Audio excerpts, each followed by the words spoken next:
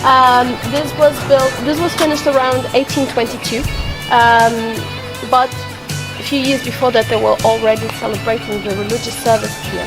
As you can see, it doesn't really look like a typical church. So they built it without any tower, any bell, because they didn't want to offend the Catholics around here.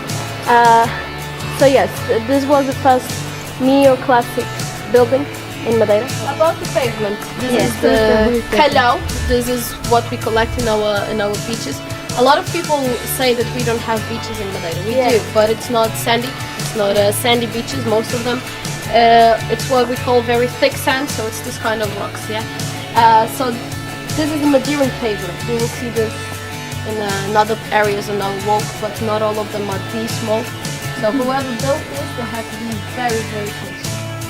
So, should we take a look inside the church?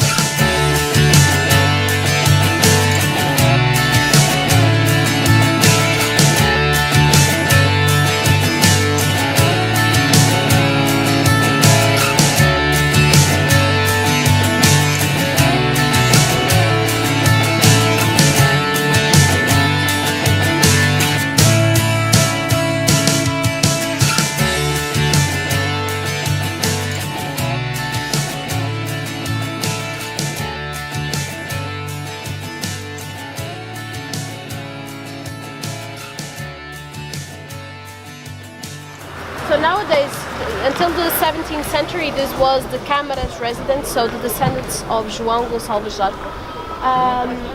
But until the 20th century, this was a noble house. So nowadays, since 1956, this became a museum. It's a museum with a lot of personal collections, a lot of donations from rich families that passed on the island. So inside you can see a lot of plates, spoons, forks and silver, a lot of religious artifacts, furniture, French furniture, Madeiran furniture. So these are some of the things that you can see. There is one item that I find very curious in this museum.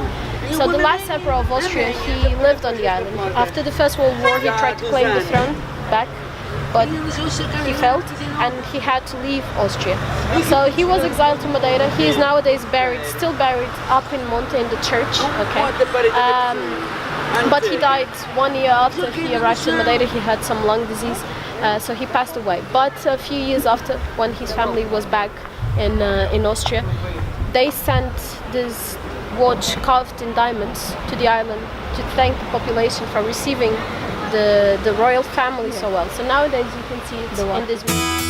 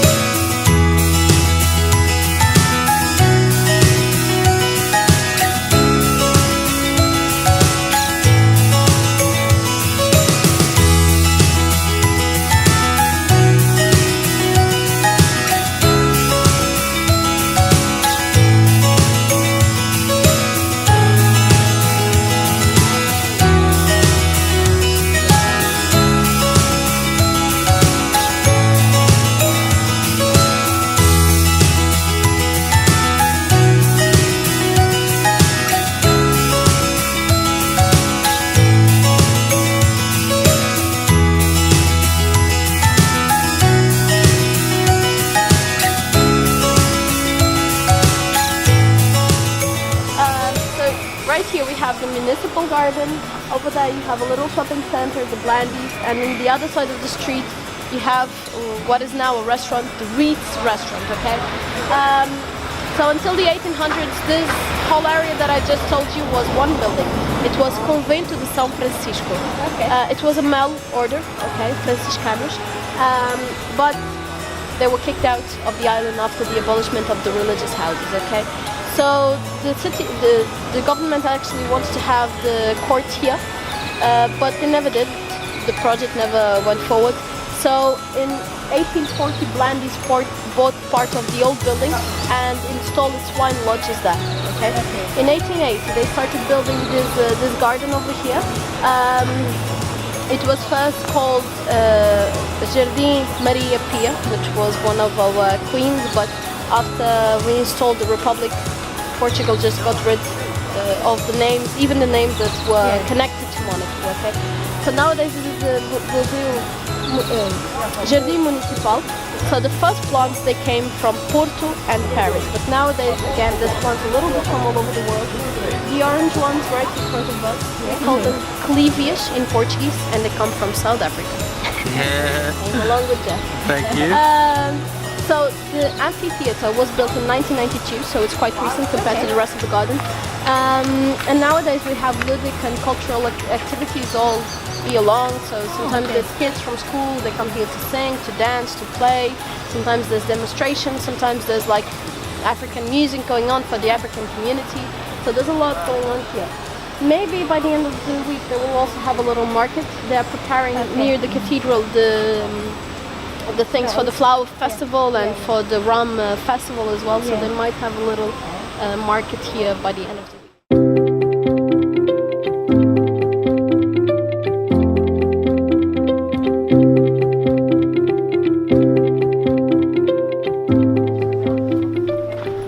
So this is the Blandis Wine Lodge. They do visits, they do guided visits. They have one that is around 45 minutes, it's €5.90. And you get to know everything about Madeira wine, about the aging, about the whole process and so, and then you have a tasting. Okay, so it's also a nice place to come.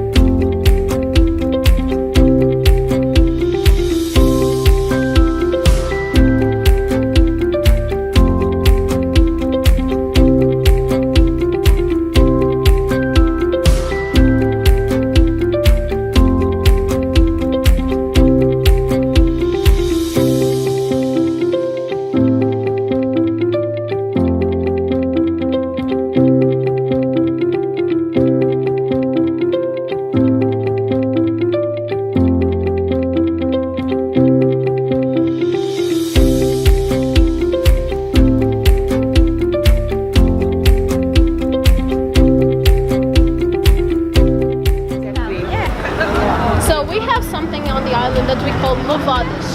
Have you read? Have you heard? So it's all irrigation systems. Yeah. And before we had the church here, we had our very first sugarcane field in Funchal.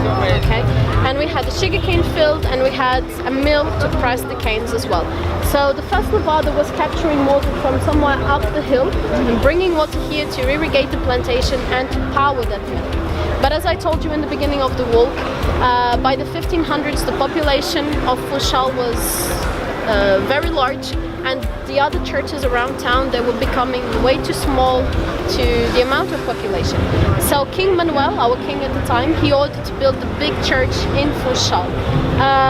So yeah, in the late 1490s they started building this church. It was finished in 1517, but by 1508, when Funchal became the capital, they were already celebrating the religious service here. So this building right in front of us, it's the city hall, but in this little distance that we walked, it's the third house that used to belong to the Counts of Catalonia.